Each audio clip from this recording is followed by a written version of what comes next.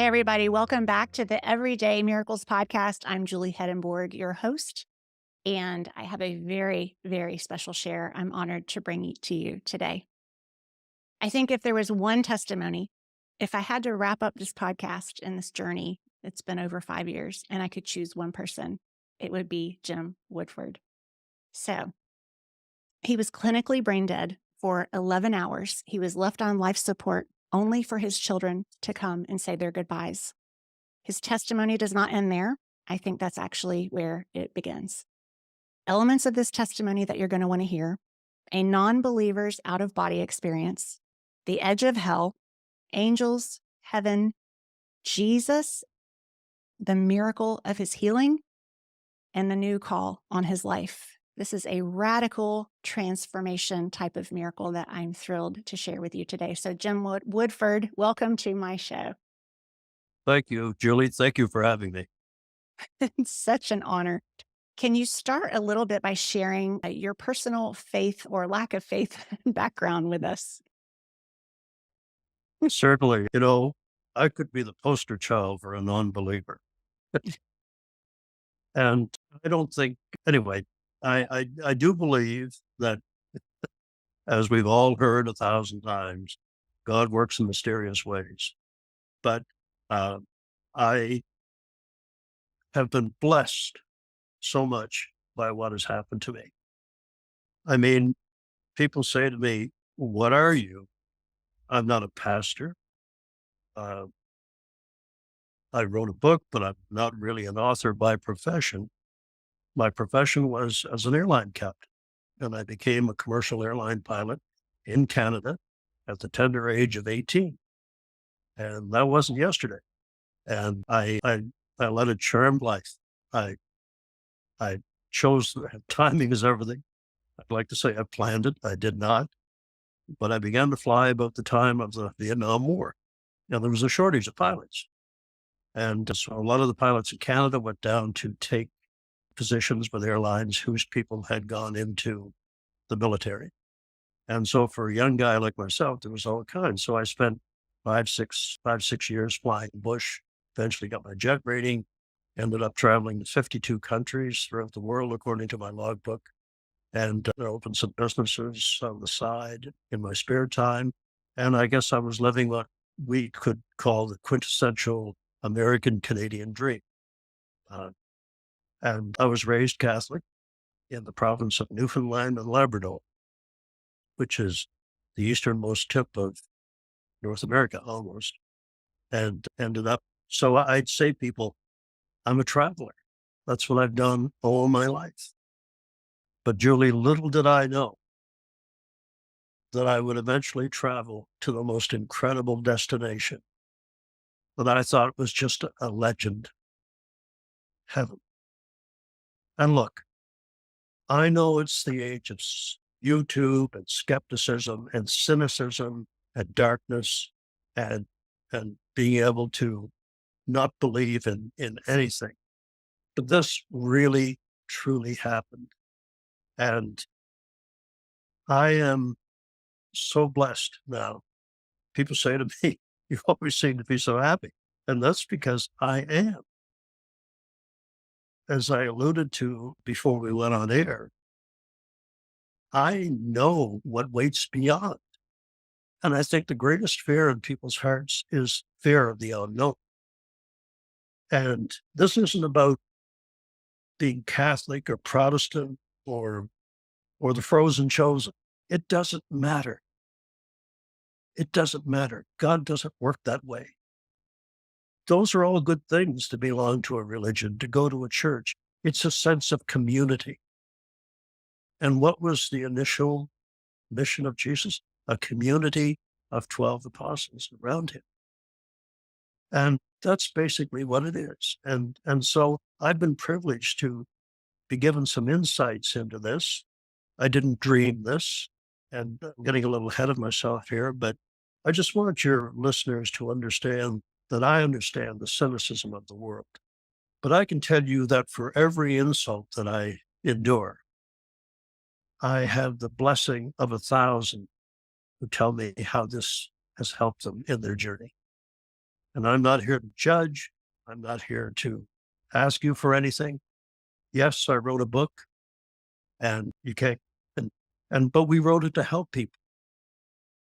And it has done that. And I have all around me memoirs of the people that it has helped. So I've been a traveler and I just never really appreciated how important it is to give to people a sense of hope. And I know that there are some people that you can't ever convince, and that's fine. Just as the song says, walk on by. I look for nothing from anyone. But I do hope that programs such as yours it's a wonderful tool to reach out to people and give someone the sense of maybe there is something beyond this world. I have to tell you, dying is easy. Life is hard. And what I mean by that, of course, is that appointments go through difficulties in life. But getting back to mine, my nickname was Diamond Jim because everything I touched turned to gold. And I became known to my friends as Diamond Jim. And I look back now in the clear light of hindsight, and I realize, although I wasn't a believer, that God's hand was on my life, and I didn't even know it. And God's hand is on the lives of your people that are watching. You have a choice. God gave us free will for a reason. God will never force himself on you. Jesus will never, rarely shows up at your doorstep. Why? They in heaven, they revere free will beyond all. And even though he's the Almighty, Jesus knows that you cannot force love. You cannot take love. Love can only be given. And so my favorite picture, and maybe some of your listeners have seen it, is the picture of Jesus standing at a simple wooden door knocking. And he stands at the door of our hearts every hour of every day, knocking, asking, may I come in? And he will not come in without being invited. He may nudge you from time to time. And I got the ultimate nudge. I died. And of course, I understand. I'm retired. I'm well off. I don't, I don't need at my age to be traveling the world telling people about Jesus. But I have to tell you, Julie, when Jesus Christ looks you in the eyes, and I'll get into this a little later, and gives you a suggestion. In my case, it was go and tell your brothers and sisters of the wonders we have shown you. And I took that to heart, to what heart I had left. And that is my goal. That is why we're sitting here talking to you today. The amazing thing is they have an idea when we are conceived of the trajectory of our lives, how we will proceed. But free will can intervene. And so that general idea of the trajectory of our lives is often changed by the decisions we make,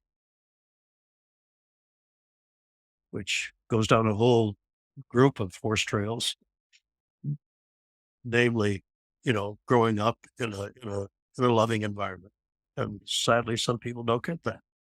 So I lived the quintessential life of success and in never been had anything more than a head cold in my life. And as I said, been in all kinds of different situations from the Arctic to the tropics, never sick a day. And then in 2014, I began to not feel well. And I was at home on the weekend, and my wife's a registered nurse. And God bless her. Lorraine always had a strong sense of God's presence in her life and always went to church. I went to church too, but it didn't mean much to me. Matter of fact, I was an older one. But I just, once I got into the flying business, it just never, it was a life of a lot of travel and I loved it. But Lorraine, when I met her, I realized there was something truly special about her. There's another story, but she and I met on horseback. So, but Lorraine always had a deep belief in God, and it was sincere. And so here I am, suddenly starting to not feel well, and so this was on the weekend. Monday rolled around. I went to see my doctor, and he was also my aviation doctor. That gave me the pilot medicals, and he said, "Oh, I think you've just got a touch of the flu. Just go home and sleep it off. He'll be good by the end of the week." So I went home, and the exact opposite happened. Began to become very nauseated and even more ill. And by the middle of the week, Lorraine said, "I think you need to go back to the doctor." So I did, and he was a little annoyed with me. He said, "I told you, just go home. You're perfectly healthy. You're fine." So I went home. What he didn't know, and I now know, is I was coming down with what was at that time, this is 20, a fairly, I would say rare, but not common disease. And then my hands began to curl inward toward my chest. I had difficulty walking. And so Lorraine uh, put me in the car and she drove me back to the doctor. And this time, getting out of the car, I fell in the parking lot. Now they pay attention. And I don't say that as a criticism of the medical people. It's this, what they didn't know, and I now know, is I was coming down with a disease called Guillain-Barré. That's the French call it, Guillain-Barré. And it's named after the two French doctors who first isolated the disease in Paris, Dr. Guillain and Dr. Barré, about the time of the First World War. And basically, your own immune system turns on the myelin sheath of your brainstem. And from that, you become deathly ill and very, very paralyzed very quick. It's difficult to diagnose because it has similar symptoms to MS and so on. So anyway, they put me in the hospital and I'm getting worse by the hour. And they brought in a couple of specialists. It took them about another 4 days. And one of the neurologists that had been off came back, and very few doctors back then saw this disease that often, especially in small towns. And he said, the other neurologist said, "I think I may know what this is. We're going to do a lumbar puncture." And he said, "Jim, this isn't pleasant, but it's a necessary procedure." So they did it. And got it right to the lab, was back later that afternoon. And he said, "I have bad news." And I couldn't even speak by this time, but Lorraine was there holding my hand. And he said, "Jim, you have come down with the disease, Guillain-Barré." And he said, "Sadly, if we can get this in the first 4 to 5 days, we do procedures and blood exchanges you still get the disease, but it helps you through it." But he said, "You're going to go through a life-threatening disease. If this attacks your lungs, then you'll die." And I like being told the truth. So that's exactly what happened. I got very, very ill. They thought they were going to lose me, but I remember thinking, there has to be more to this than just dying in this hospital bed. And I've always been a fighter, and with good care, slowly but surely, I made my way through it. But I came out, I had to use wheelchairs, walkers, eventually a cane. My pilot license was taken from me because of this disease. But I had pretty much reached the end of, I was getting up in years anyway.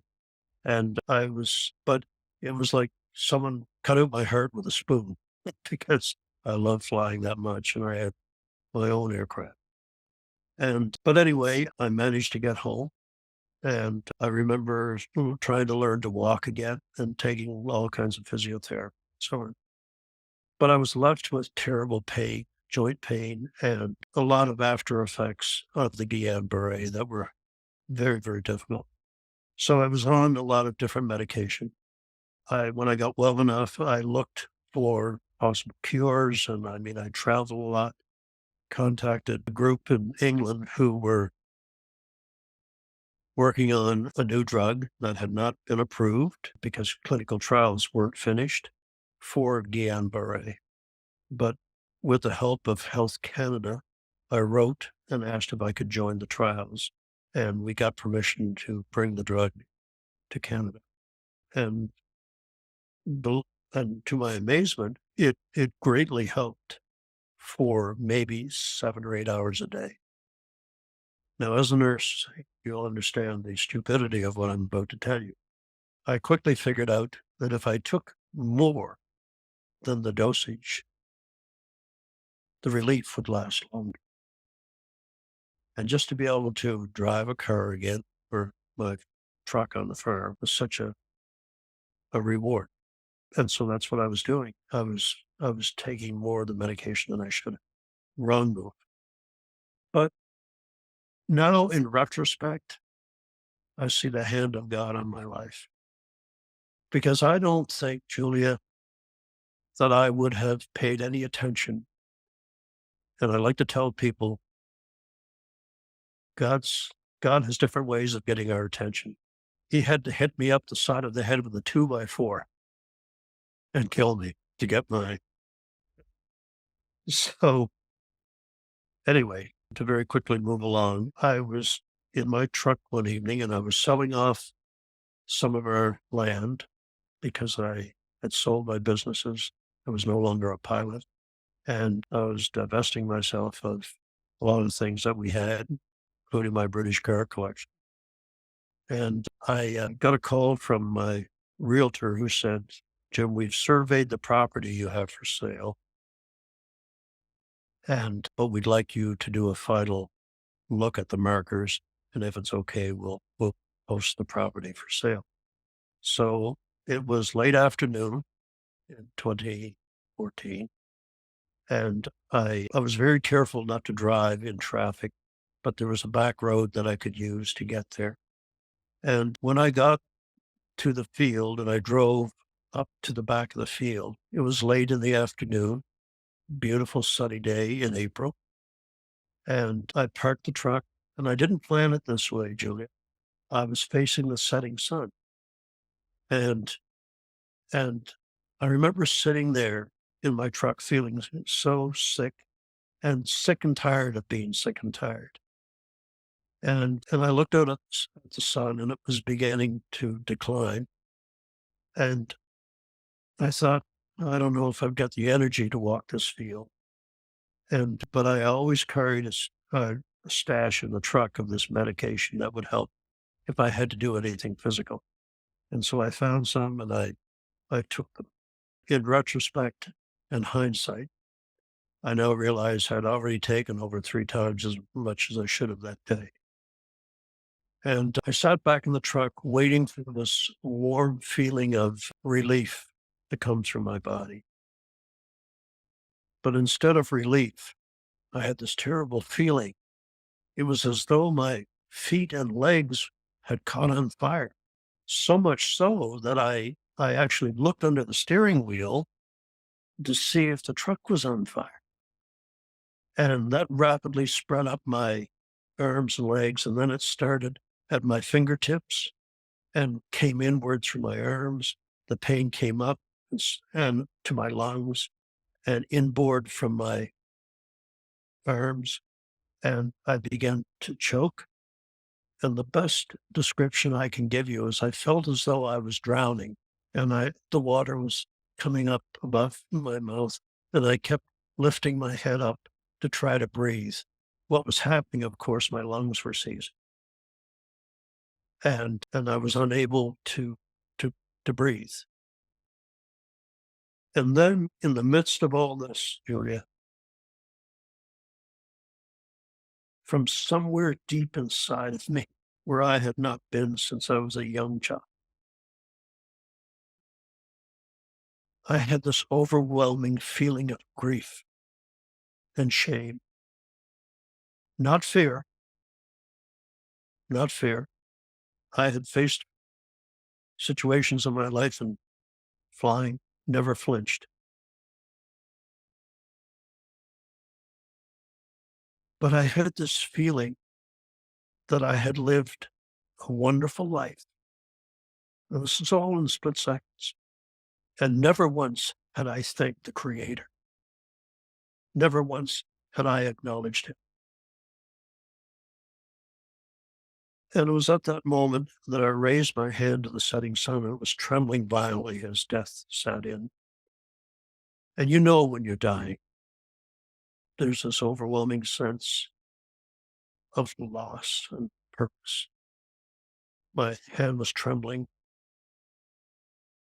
and I said the first three of 6 words that would make all the difference on this journey. And the first 3 was I looked at that sun, the declining sun, and I cried out, "God, forgive me, forgive me." Fell forward, banged my head on the steering wheel of the truck, and I'm gone.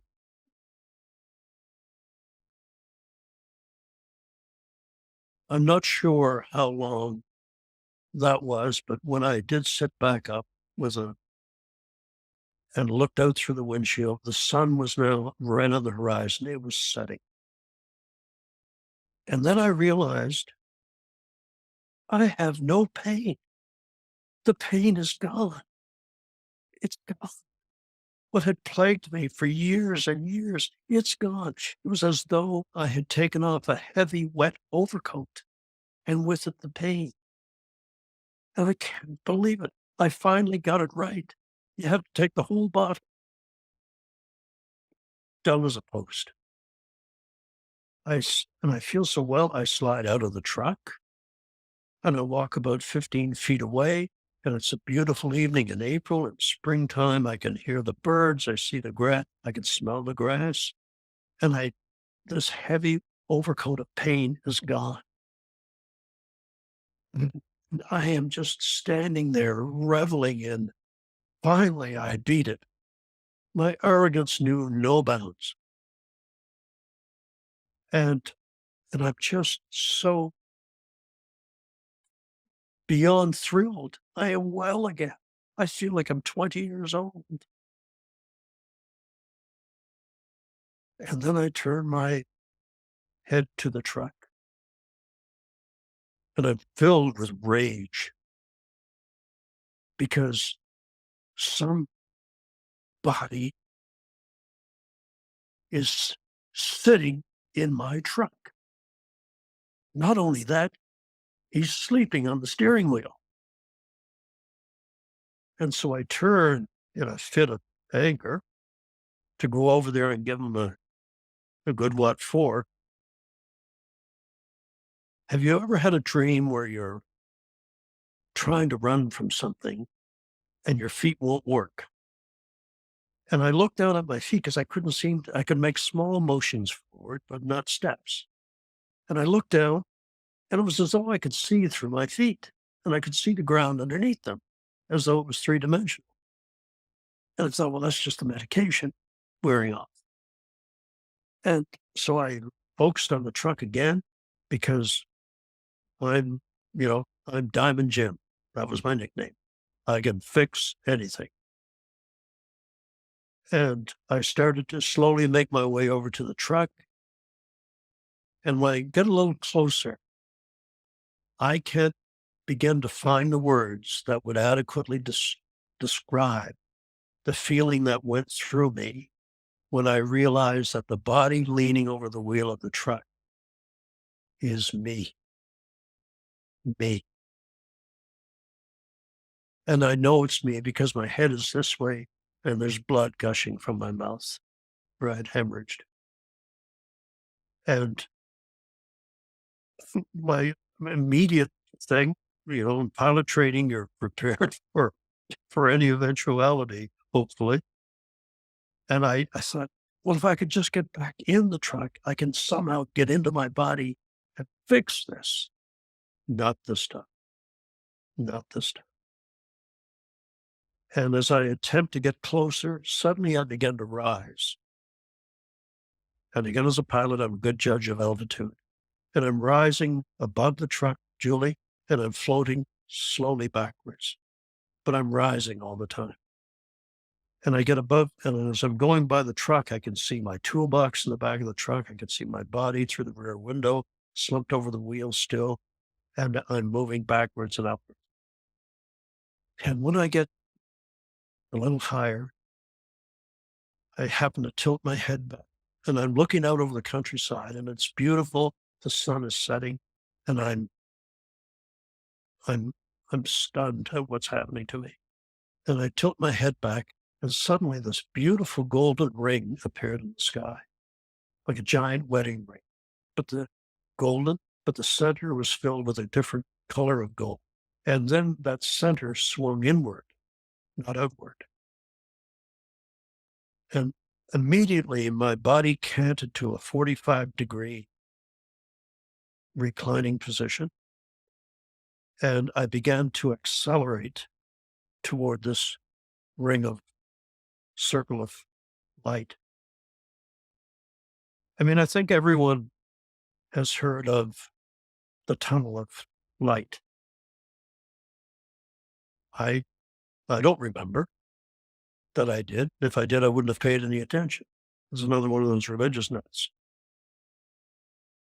And the inside is beautiful. There's golden cloud on all sides, and a feeling of immense distance.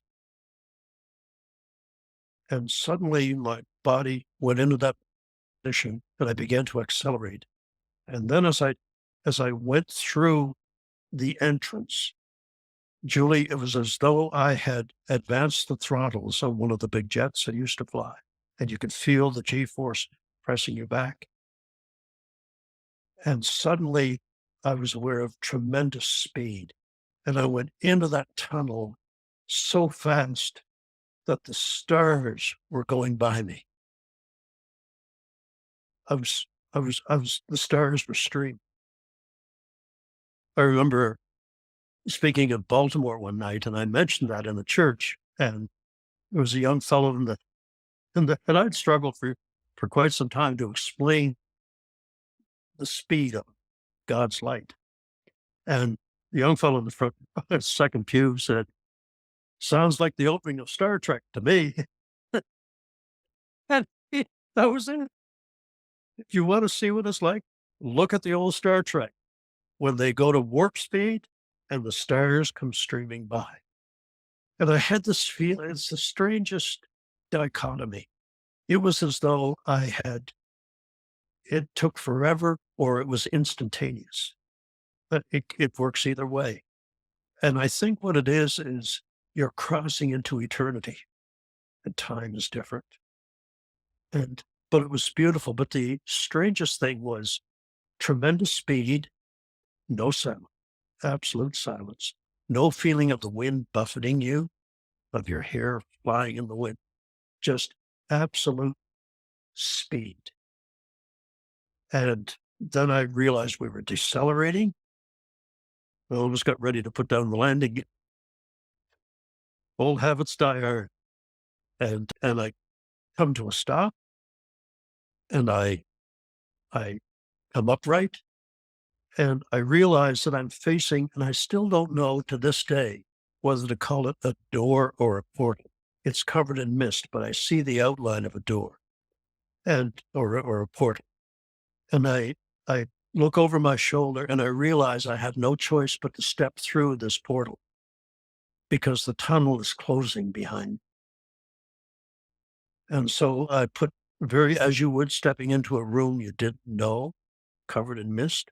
I gently put my right foot in. I could feel something solid. I brought my left foot in. The portal closes behind me. I look down and the mist begins to clear and I'm stunned to see that I'm standing on the most beautiful green grass you could ever imagine. Now, I've been on some nice golf courses, and I've spent a lot of time in Africa, and the beauty of that country, and the pastures of our farm, but I have never seen grass like this.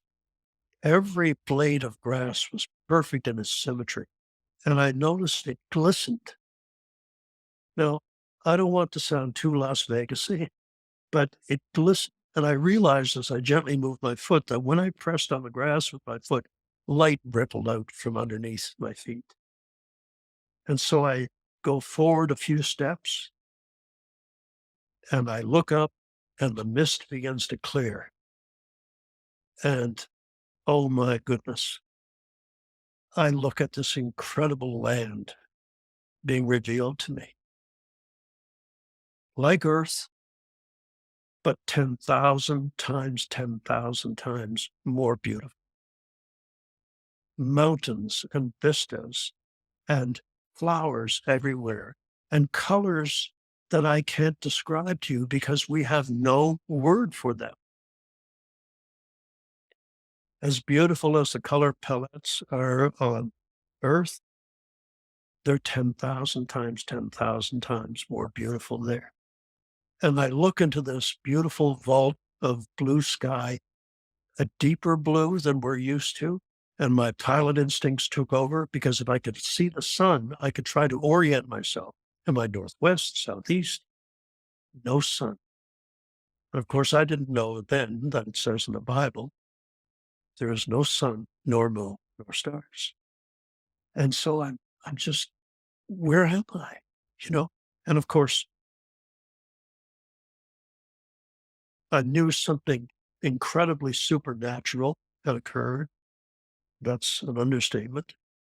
But I'm just in awe of what I'm seeing.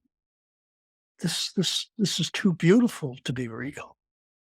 Trees that I don't recognize and and just the majestic feel of the atmosphere.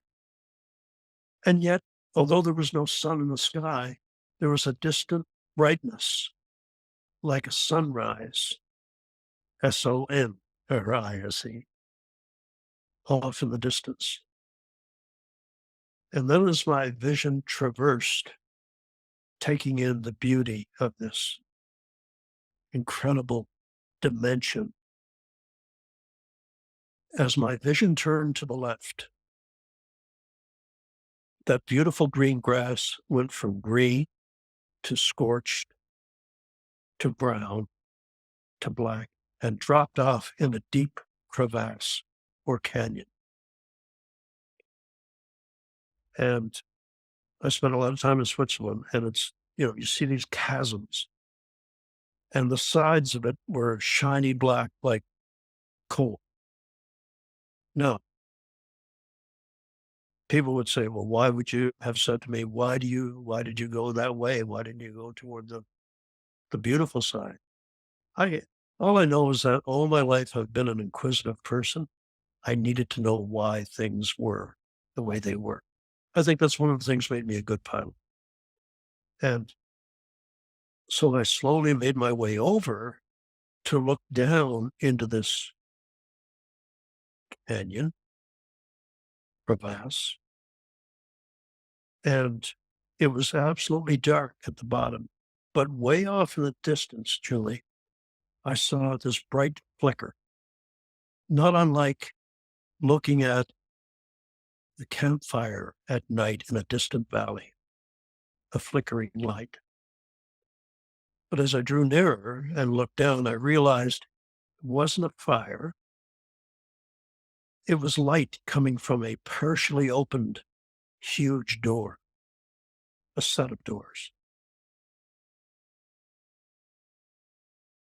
I started to remove myself.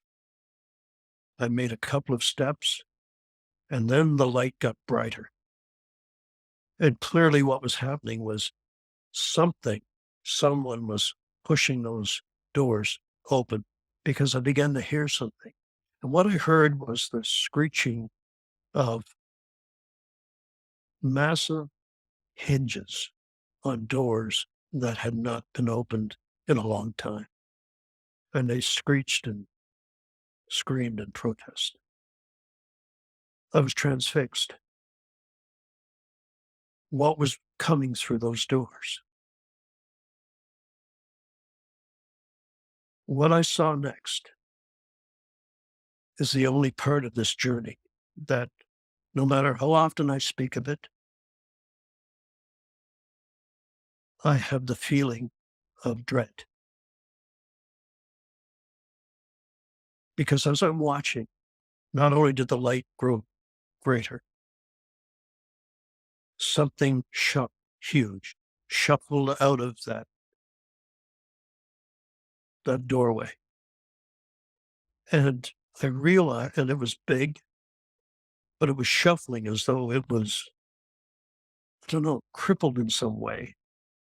And I realized I couldn't see its face. It had its head slightly turned to the left, but its body was on fire. It was smoking. There was smoke coming off this body. And it was big, but it had legs like a man. It had strange arms and hands. And it seemed to be searching for something as though it was sensing something had invaded its domain. And then that head circled around and looked back over its shoulder. I know that to some people listening to this, it sounds like a cheap Netflix movie. And that's exactly what Satan wants you to think. The devil's not real. You have nothing to worry about. You see these things all the time, horror movies and so on. Let me tell you something.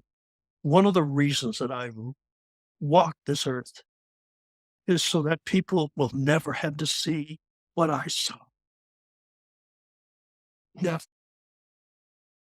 I do this for them. And as it focused its eyes on me, and its eyes were like burning coals. And it looked at me, and for the first time, our eyes met.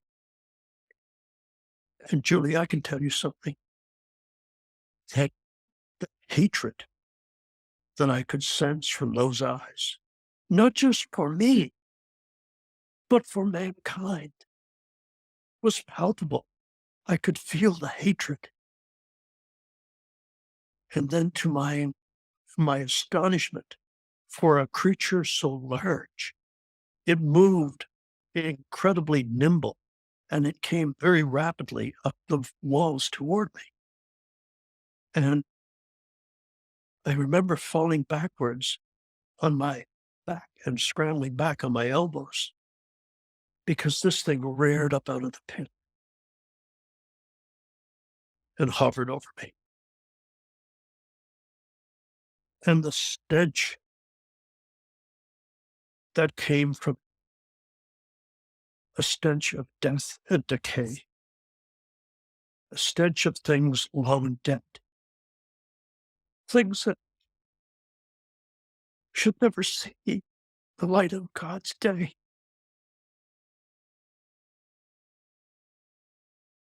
And I scrambled backwards, terrified. I'd love to say I stood and did battle. I did not. And then I began to hear something as it came toward me. I heard screaming.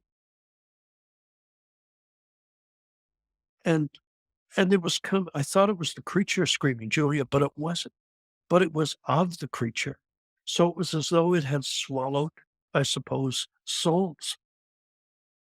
And these souls now were crying out from the body of this creature that had consumed. And the crying and the begging for help. And and that terrified me. But then suddenly I heard something else. And to this day, it terrifies me. Look, I may not have lived the life of a saint. I know I didn't. But this creature, I heard it call my name, my name. This creature knew me, Julie. It knew me. And if a serpent had a voice, this is what it sounded. Jim, Jim, build your time with us, Jim. We are here with you. And the fact that it knew my name, and I scrambled up on my feet and I backed up as it advanced toward me. It's curious, that of all there are certain things that you remember of traumatic things. And I remember particularly the sound of its saliva dropping on the ground. That's how huge it was. And Sid Roth's folks did a live video of, not a live video, but an animation of this, and they got it right. And with work from me, I'm just stunned that this thing knew me. Remember, I said that there were 6 words when I died in my truck. The first 3 were, God, forgive me. It was at this moment, backing up with the creature coming toward me, that I cried out the last 3. I cried out. I raised my hands and I cried out, God, help me, help me. And suddenly, 3 stars appeared in the sky, that bluish, dark blue sky, coming rapidly toward them, and all from different positions, like 3. And they they came together and formed one. And then it descended rapidly toward me, and it's to my astonishment, I could see a form in this light. So I had turned my back to the creature to keep my sanity. That's when I prayed. And there's so many lessons here. It's never too late to pray. Never. But I called to God for these 3 lights joined as one and came toward me. And as they rapidly came down, I realized there was a form. Look, I might not have gone to church, but everyone knows what an angel looks like. And I realized that God had heard my prayer and he had sent a rescue mission, his angels, his guardians. And they came rapidly down toward me, and it's strange how old habits die hard. My pilot instincts kicked in, and I thought they were coming in hot, but they made a beautiful land. But before they landed, this beautiful light came from them, went by my shoulder, and I turned in time to see it strike the creature.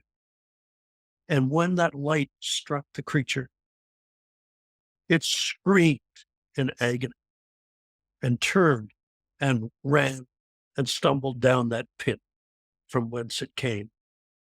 Darkness and evil cannot exist in the light of God. And if you have the light of God in you, nothing can touch you. Nothing can touch you. And I've watched it. I turn back in amazement, and these 3 magnificent beings are now coming across the ground toward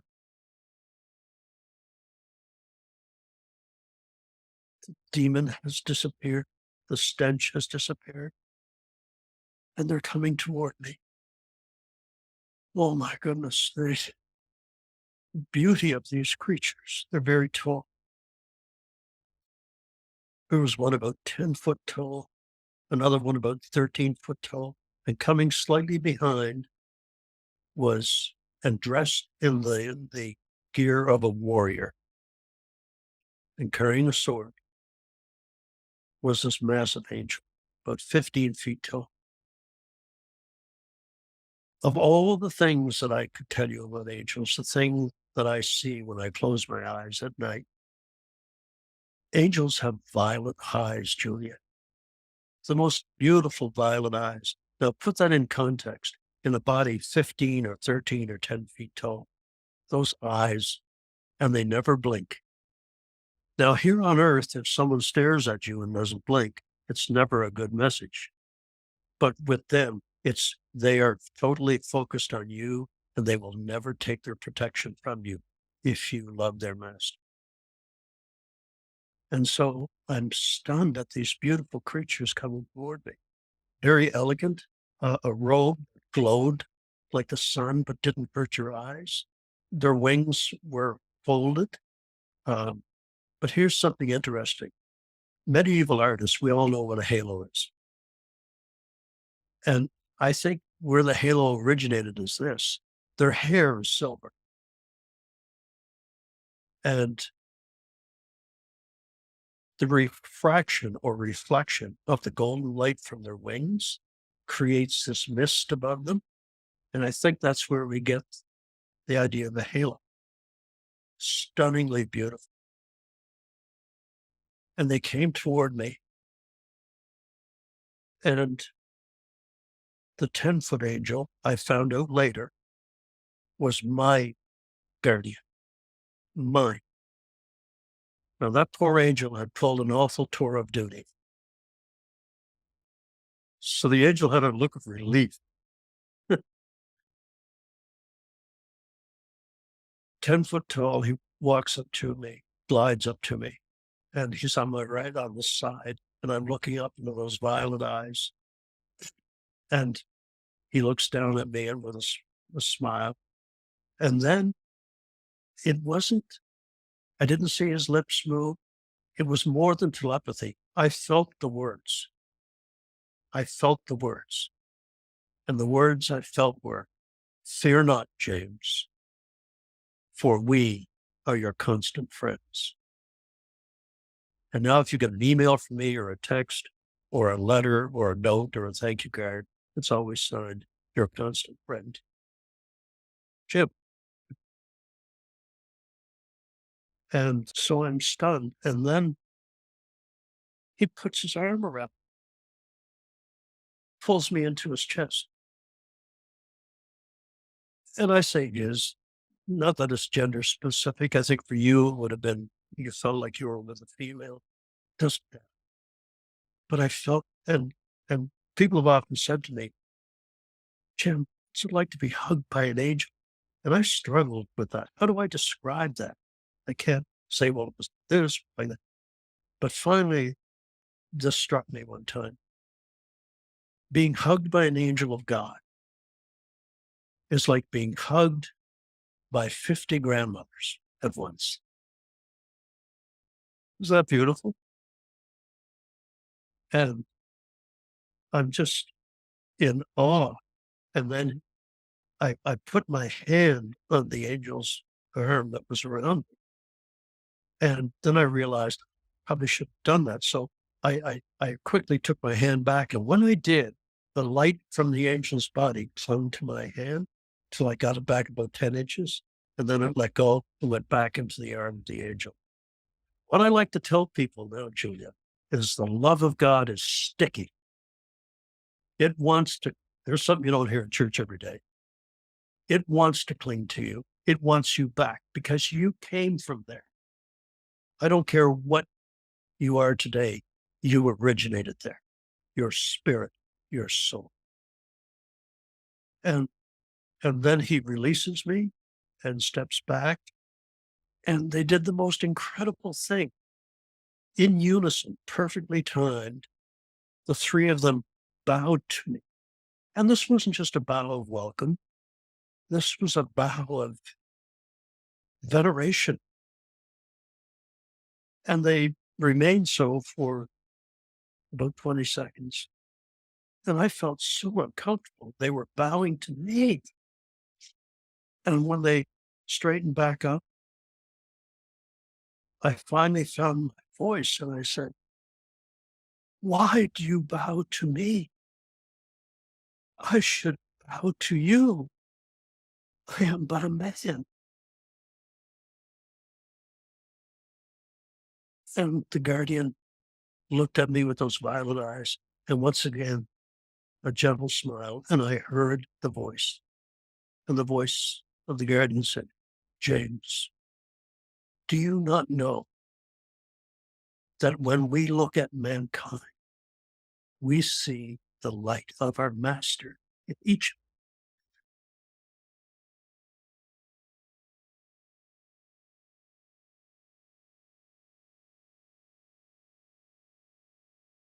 us?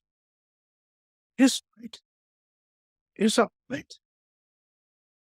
And we have the free will to make it shine and help others, or to just ignore it and become part of the cacophony of anger and hatred that exists today.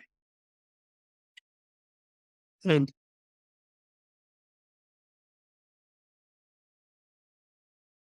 I mean, I'm sorry, no matter how often I speak of this, I feel them, and I'm conscious all the time that I have a responsibility to that light. We all do. Life is hard. Life is difficult. Disappointments, relationships fail. You're busy trying to make a living, provide a home in difficult times. But when the light of God is within you, you still go through the battles, but you survive. You survive. And you survive them because the light of God is within you. And so I they came up from their bow, telling me about the light. And then the tall one stepped forward and swung his arm out this way and said, "James, would you walk with us?" And Julia, I turned, and suddenly this beautiful path, maybe no more than 10 feet wide, opened up, and my vision had changed. I had 360-degree vision. I could see behind me without turning my head. And so, with the guardian on either side and the warrior angel behind me, I began my walk through. Now, quick aside,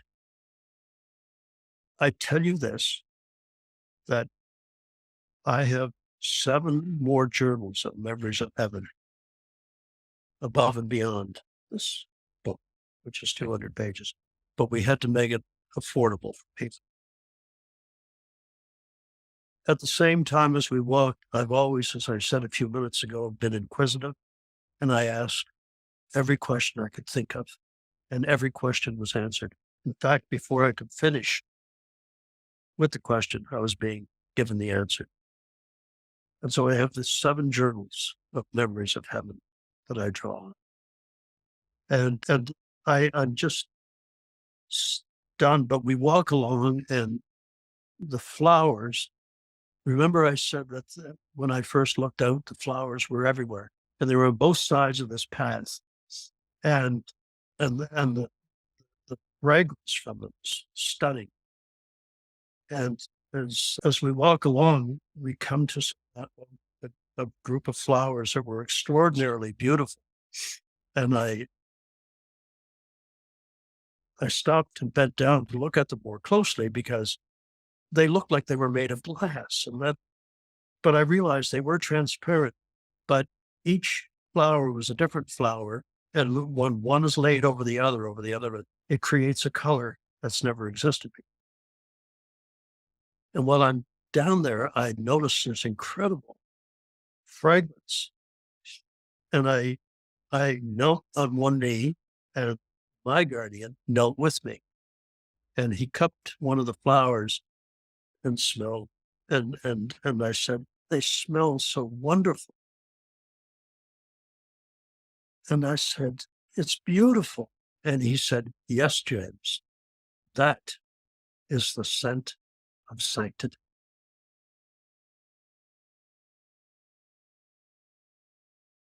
And then he said, "Know you not that here in God's home, color has sound and sound has color?" And I began to hear what I thought was the tinkling of small bells. But then I realized it was coming from the flowers. And it wasn't just tinkling, it had a melody to it. And and I said to him, "Is that music I hear?" And the guardian smiled again and said, "Yes, James, the flowers are so happy you're here. They're singing to you, singing to you. Now pay attention so that you know when you see them what they are." And I was overwhelmed. And color has sound and sound has color. So as that sound came up toward me, it turned into the faintest of pink mists. Sound turned to color, and all went in one direction. And the direction it went was toward the light on the horizon that I'd seen earlier, God's throne. I mean, for thousands of years, people much more deserving than I think, have had this experience. And and I I am overwhelmed still that I was given this wonderful gift, along with the ability, I think, to explain it. I mean, you have to think about something, Julie. I was never a guy that got up in front of people and spoke. I was never that kind of person. I was quiet. I spent my life in a 12-foot wide cockpit talking to air traffic control in short sentences. Now you can't shut me up. But it's because there's a mission behind this. This is what waits for you. And let's say 50,000 people see your podcast. If one of them is inspired, then I have done what Jesus told me to do. Go and tell your brothers and sisters. So, in the interest of time, because I always remember this, the mind can only absorb what the rear end can endure. Look, they showed me many things, and I saw the crystal brooks and the golden sand and animals and birds and deer in heaven. And that's a question I often get. And so as we walk along, we come to a beautiful pasture, and it's got a fence around it, which doesn't make sense to me, but like you see on any farm or ranch in the US or Canada. And I'm just in awe of the beauty of it. And I look, and the guardian touched my arm and invited me to, and he raised his arms. "James, look." Going back to when the angel hugged me for a moment, God knows us so well, and we are his children, that when we experience him in heaven, he does everything possible to make us feel as a child. And when I was being hugged by the angel, and this is honey, I smelled tapioca. No, I promise you, I am not here to start the Church of the Holy Tapioca. I am not. But God knew that Jesus knew that as a young child, beating my way home in northern Canada to my grandmother's home as a boy, and waiting for me would be this beautiful big bowl of warm tapioca. You see? And so for some of you, when you get there, you'll smell your father's woodshed or his car or your mom's perfume or her kitchen.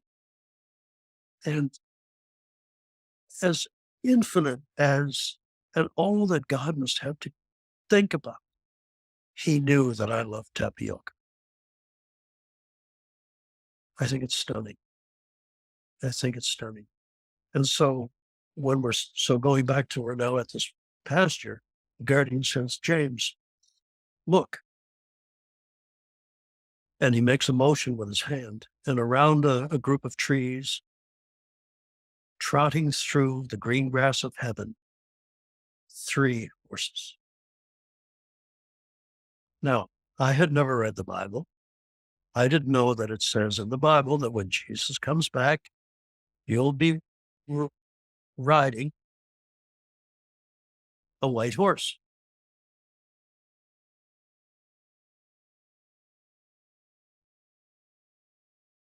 And I'm stunned. Horses in heaven. One more thing to make me feel at home.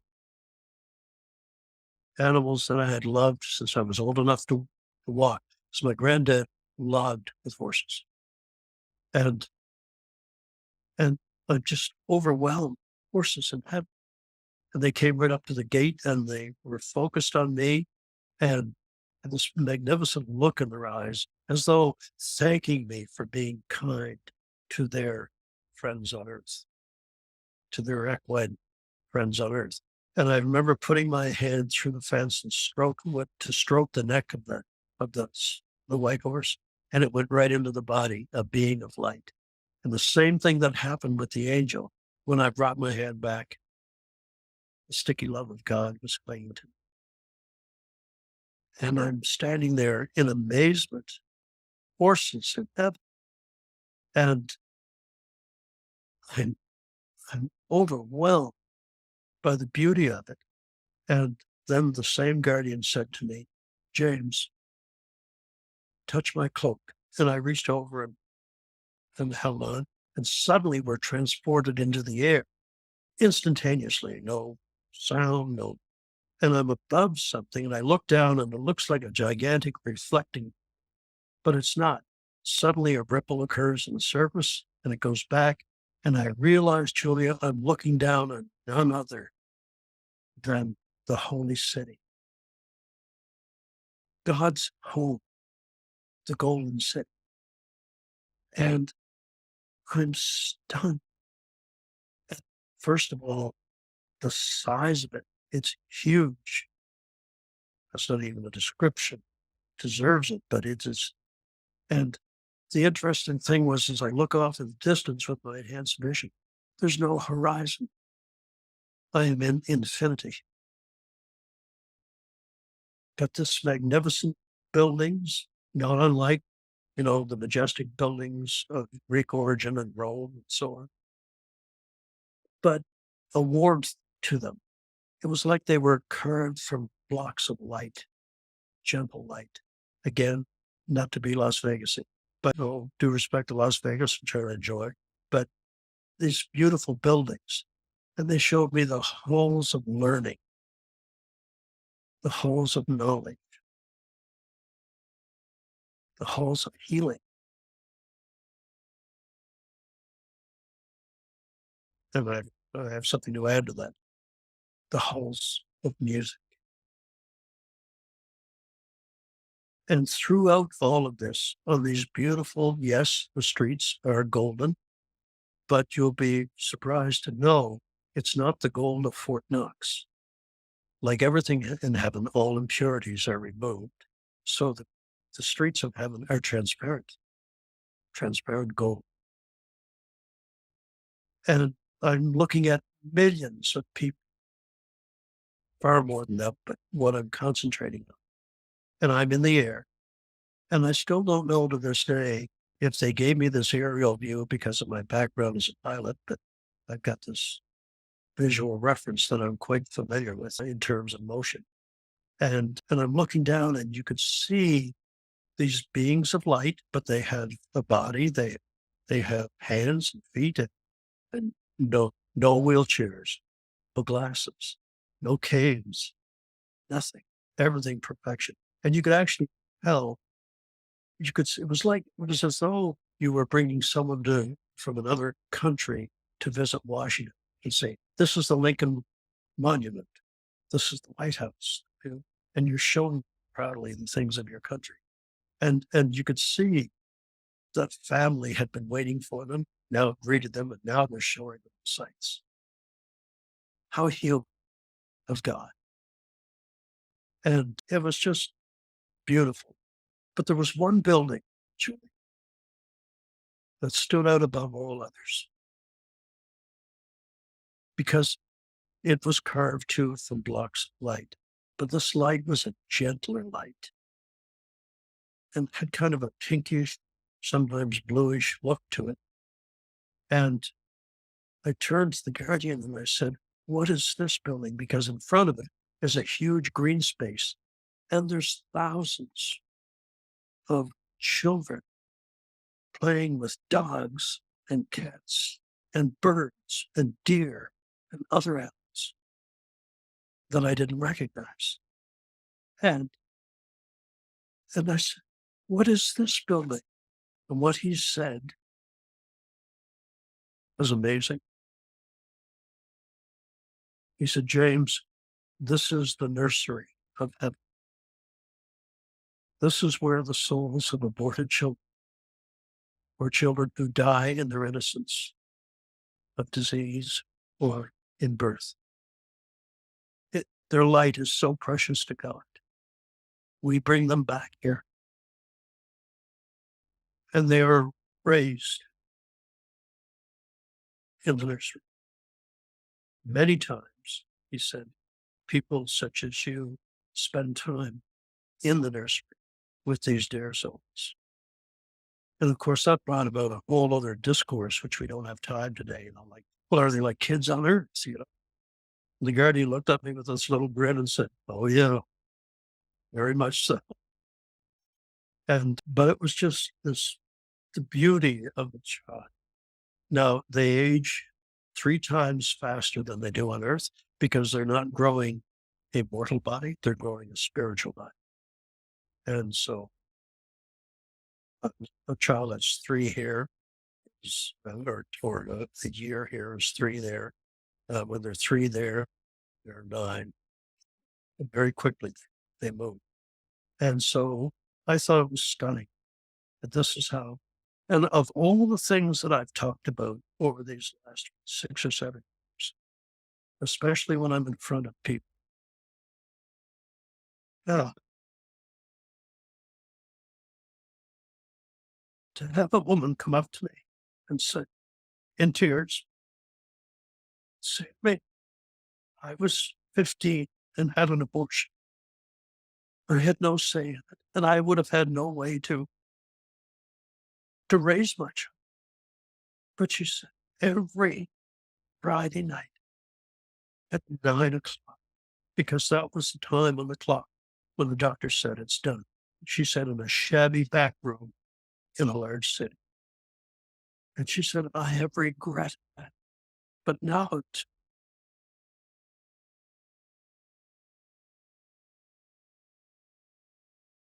to know my child lives and waits for me is all I could ever." It's and women who say, "I had no choice. I couldn't feed the children. They need our understanding." Those people that have experienced a trauma. But God, the lives, the spirit of these children is precious. It does not go. It goes back to God. And someday those mothers will enter. And this beautiful daughter or son comes, Mom, it's me. Welcome home.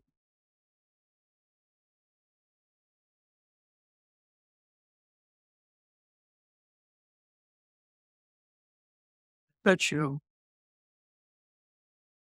the number of women that have come to me or written to me or phoned me or spoken in the back of the church about what they went through would be in the tens of thousands. And I'm so grateful to be able to tell them their child lives.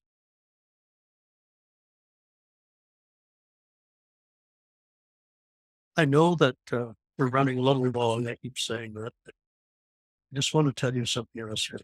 You're doing great, Jim. It's perfect.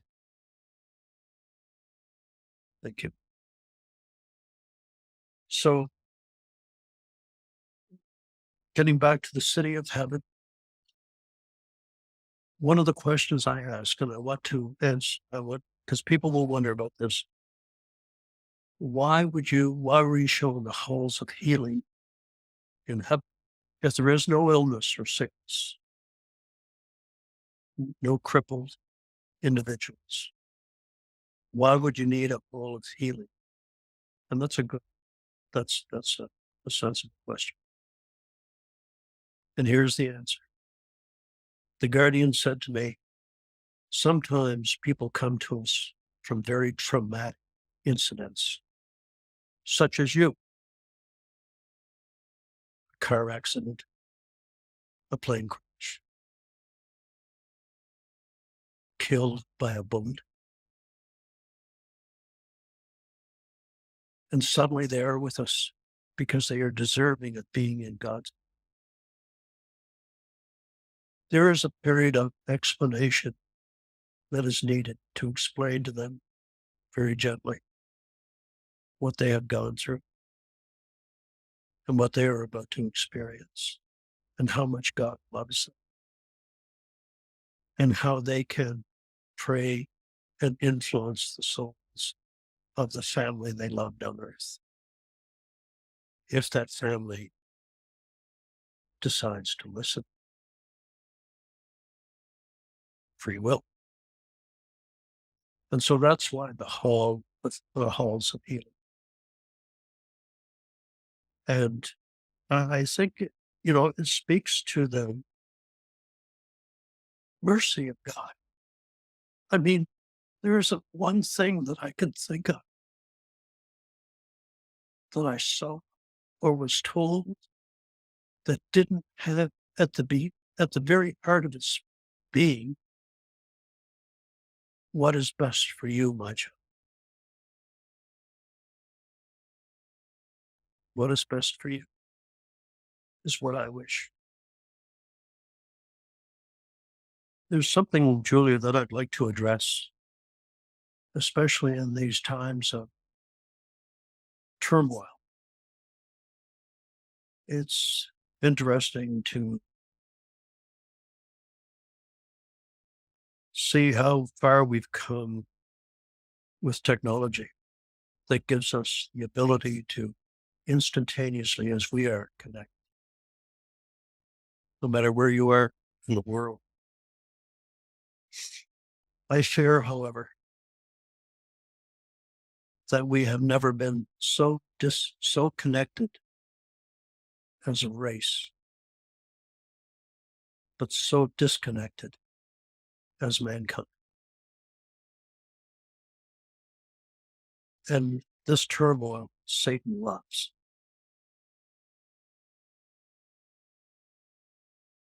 I say to people, I talk about the importance of prayer. And to a lot of people, prayer is like a relic. It don't do anything. How wrong you are. Imagine this. God has given us the ability to communicate with the supreme being.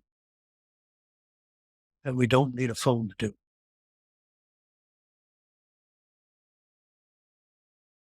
I like to tell people that God loves me. Just kneel by your bed and pray. But the Guardians told me something interesting about the importance of prayer. And I quote this by the tall angel. He said, man has become a creature of instantaneous gratification. With your technology, you speak endlessly around your world. You desire something, and within days it appears. Must be talking about Amazon, right? But he went on to say, sadly, people are losing the ability to pray, the desire and ability to pray. Or, he said, your ancestors would gather at eventide. You don't hear that term very much. After a hard day of work on the farm or in the city, and after they had broken bread, they would sit and pray together and read God's holy book, the Bible. Now, if you have a spare moment, you text, Facebook, or chat. He said, all those things are valuable. But remember that in your busy lives on earth, if you find yourself with a quiet moment and the family is fed, or you're just enjoying a moment to yourself, that is the moment that God has reached out to you and said, I am here, my child. Speak with me. So personally, I've got God on speed dial, but I thought, how tuned they are into our civilization. They see the dangers of it, but they have infinite faith in us. And are we worthy of that faith? That remains to be seen. I think we are. And here's why, Julie. After the Guardian had said those wonderful words, I said, but I get up in the morning and I turn on Fox News or CNN or CBS, and I see the carnage of the night before worldwide. Why doesn't God just come down and clean out this place? And it was then those little eyes looked into mine and used that phrase again. James, do you not know? Do you not know that if you take all of the evil, or as you say, the chaos you invite each morning into your home via your devices, all of that evil is as this: the goodness and the love that exists in mankind is as this. He said, they will never send cameras to your home to record you for the morning news because you brought food to a neighbor. You helped an elderly person with a problem they're having. That is not no newsworthy in their eyes, but it is everything in God's eyes.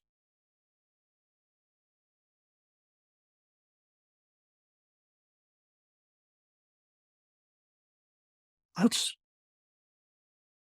that's why I have such hope for mankind. And, the mass shootings that are happening all over the world,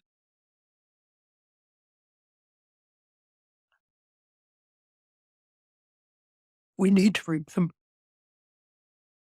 that God asks us to be kind to one another, to be patient with one another.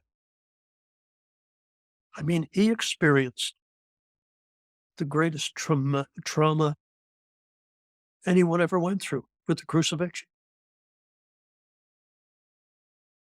And I understand better now that love lives, the light of God that I talked to you about 40 minutes. The light of God is within each of us. It's difficult when people wrong you, and forgiveness does not mean forgetfulness. But if we forgive, we try to be kinder to the next person that has wronged us. And I mean, people would pick that apart till there's nothing left. I don't care. This is what, to me, the guardians are the recipient of God's direct knowledge, and it's being passed on to us. It's up to us whether we accept it or not. But I think that's a very wise thing. And to disconnect sometimes from the world around us, whether that's being on your horse, walking in the park, but it matters. And bring God into those quiet moments. So we had lots of food for thought with that. I was, after many other things, the guardian returned me to to the paddock where the horses were. And I was trying to absorb everything I had seen, because remember, my vision is 360. But it seemed like my capacity to understand and to absorb was increased diagonally. What I mean by that is I was able to absorb it all and not feel overwhelmed by it. But I realized I hadn't seen one of the guardians in a while. And I turned and looked to my right. So the horses are here and the fence is here. And I turned to my right, and there's a slight rise in the ground, it's not a hill, just a slope. And it's only a short distance away. And I see the guardian, and he's kneeling in front of someone. And I can see its figure that's standing tall, but I can't see the face. You know how you drive down a road on a hot summer day and the asphalt shimmers? There was like a shimmer covering the face. So they're in profile to me, the angels kneeling. And this tall new person is leaning forward, obviously looking at something. And so it intrigued me because it looked as beautiful as the guardians were. This tall person, there was like a golden light, and it wasn't even light. It behaved like slow moving water, and it was flowing down all sides of this beautiful image. And when it touched the ground, it was flowing down that slope toward me. And I told you at the beginning, I'm detail oriented. And I realized that although the flowers that were there were already beautiful and in bloom, when that golden liquid light flowed over the flowers, they bloomed even more beautifully again. And I watched in amazement, Julie, as that flowed down and came toward me. And I remember dropping to my knees, and it flooded around me. And the instant it encircled me, this feeling welled up of knowledge inside of me. And I realized that the figure that I'm looking at is none other than Jesus Christ, the Son of God. Someone that I thought was just some dusty Jewish legend all my life. And I'm looking at the Son of God. And I'm on my knees, encircled by this golden light. And in adoration,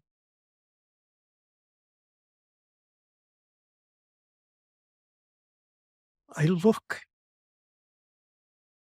and I realize that the tall figure has now straightened up. And I realized he had been reading, that the angel was kneeling in front of him and was holding open this very slim little book. And as the guardian who was holding the book for Jesus to read closed it, images of my life came off the pages toward me. And I saw myself as a child playing in the snow with my brother. I saw all the things that I did with my life. And I saw the things I should not have done. But worst of all, I felt the pain I had caused in my transgressions. And I am eternally sorry for that. Because when the guardian said to me, James, what did you do with the life my master gave? I had no answer.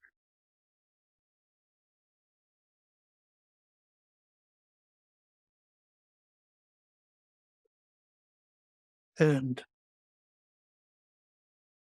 as the guardian started to close the book, it was no bigger, Julia, than a thin roadside diner menu. And then the knowledge came through the light to me that this was the book of my life, that I considered to be the epitome of success. And this was all I had to show for a life. This was it. And I was filled with such shame. And I wanted to hide. With all that I had available to me. Oh, I mean, I gave to charity if I got a receipt. That's not charity. That's business. That's business. I should have been more loving, more giving, more caring. And this was all I had to live, all I had to show for the life I am so ashamed. But as I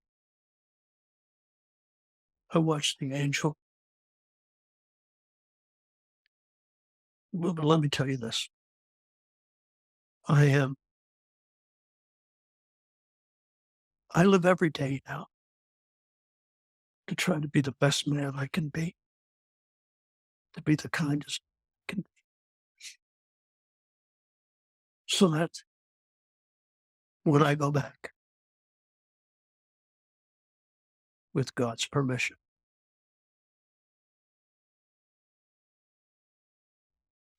the book of my life this time will be so big that Jesus will need 5 angels and a forklift to open it. There's a mental image, Jesus on a forklift. Remember, he has a sense of humor.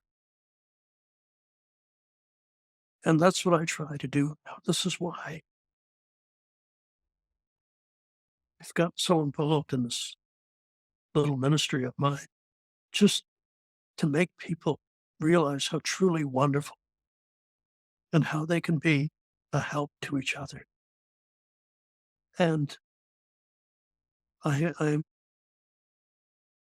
am so grateful for a chance to do it again. So I'm kneeling there, all this going through me, and the angel closes the book, disappears. And then the tall man, Jesus, turns toward me. And I stood up. Or I think I did. I half crawled, half stood. I had to get closer to him. I had to be in his presence. I just had to. He smiled at me. Jesus, s- s- me, me who deserve nothing.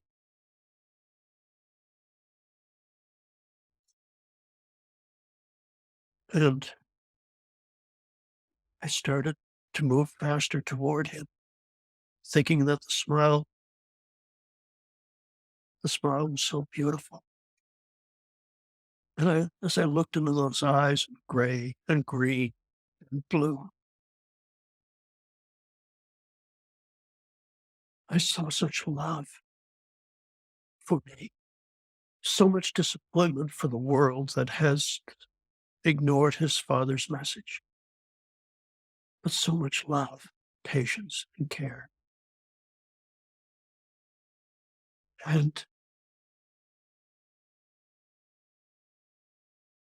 I, those eyes, in those eyes, I, all I knew was I had to be in his presence and stay in his presence.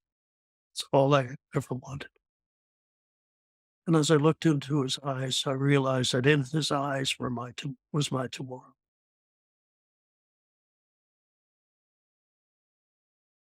But there seemed to be a hesitation on his part, I think, because as I moved toward him, suddenly he raised his right hand in a definite command to stop. I mean, there's no misunderstanding this in whatever language. I paid no attention. I just wanted to crawl closer to him. But then he raised his hand even higher. And when he did, his cloak fell back. And here, right here, were the wounds of crucifixion. And I could see the light, that golden light in his body shining through.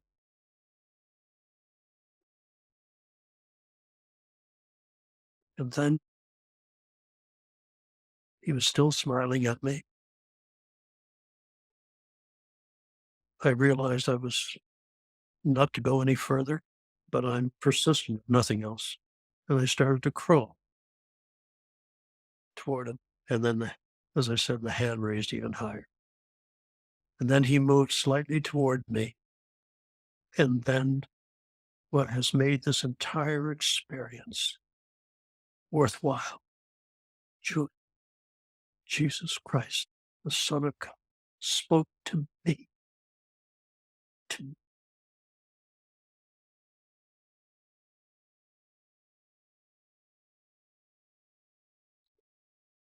Remember, I said when the guardians spoke to me, it wasn't telepathy. I felt the words. But when Jesus spoke to me, it was just like you and I. He was human and God. And he had this gentle smile on his face. And I remember those eyes.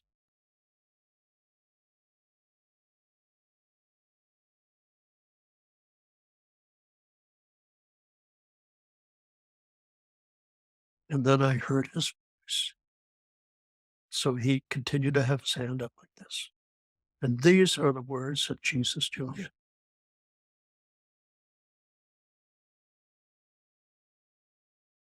James, my son, this is not yet your time. Go back and tell your brothers and sisters of the wonders we have shown you." And then his hand came down and folded over his left.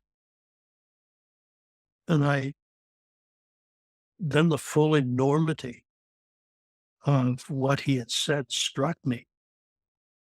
And I have wandered the earth as a man who traveled for a living. I and I never felt at home anywhere except here in front of him. And I began to plead, I began to beg, I began to cry. "Please, Jesus, don't send me back. Please, I have looked for you all my life. I'm sorry it took me so long, but I love you. I just want to be where you are. Please, I beg you, let me stay." And then I said something I will always regret. "Please, Jesus, let me stay. I won't be any trouble." Can you imagine saying to the Son of God, "Yeah, I'm worried. I won't be any trouble." And he smiled even more at that, and rightfully so. And then suddenly, two guardians I'd never seen before on either side of me, they literally picked me up and turned me around, and I'm struggling against them, and I finally wrenched my head around to look back to Jesus so that I could beg one more time to be allowed to stay. But Julia, when I look back, Jesus was gone. But standing exactly in the place that Jesus had stood was the warrior angel who had greeted me. And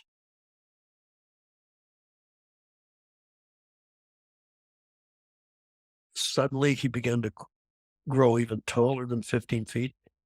His wings came out in full glory, not just in flight mode, but in extension mode. So they came up like a rising sun. And he glowed with such intensity. And then I heard his voice again inside of me. And his head slightly turned on one side. And I saw those beautiful violet eyes. And a violet tear came down his cheek. And he said, "I'm sorry, James, but you have to go." Suddenly, like that, I'm in a tunnel. It's not beautiful. It's dark. It's cold. It's wet. And I feel like I'm descending at tremendous speed, and I'm still crying to be allowed to stay. I found this out later, of course. I was, connected to all the machinery, triaged. I found out that Lorraine was in the quiet room with her sisters, thinking about funeral arrangements because she had been told there was no hope. But they had agreed to leave me on the equipment till our son and daughter arrived and to say goodbye. And they tell me that I suddenly came up off the with all the, intubated and all the, and I'd been on two screens that had not recorded any brain sign for 11 hours. Two independent screens. You as a nurse know this. It's not heartbeat that defines anymore. And they could tell if you're dreaming but I come wrenching off that, scared the daylights out of one of the nurses, I'm told. And I'm back. And They run to the quiet room and get Lorraine's. Miss Woodford, come quick, come quick. She comes rushing in and she climbs up on the bed. And I'm trying to focus because I'm looking for heaven. And all I see is this hospital intensive care unit. And finally, they get the mask off. My blood pressure is coming down to normal. I'm starting to turn pink. My organs, which had all stopped operating, all came back to life. And suddenly my voice was very croaky from the, and I look up and Lorraine's kissing my face. And I said, I looked into her pretty face. And of all the things, Julia, I could have said about heaven, I said, Lorraine, Lorraine, I saw Jesus and Jesus has horses. And I'm back.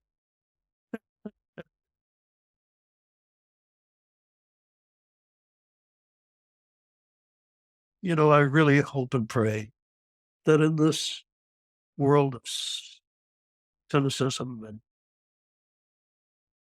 and belief that everything has an ulterior motive, that people will get something from this.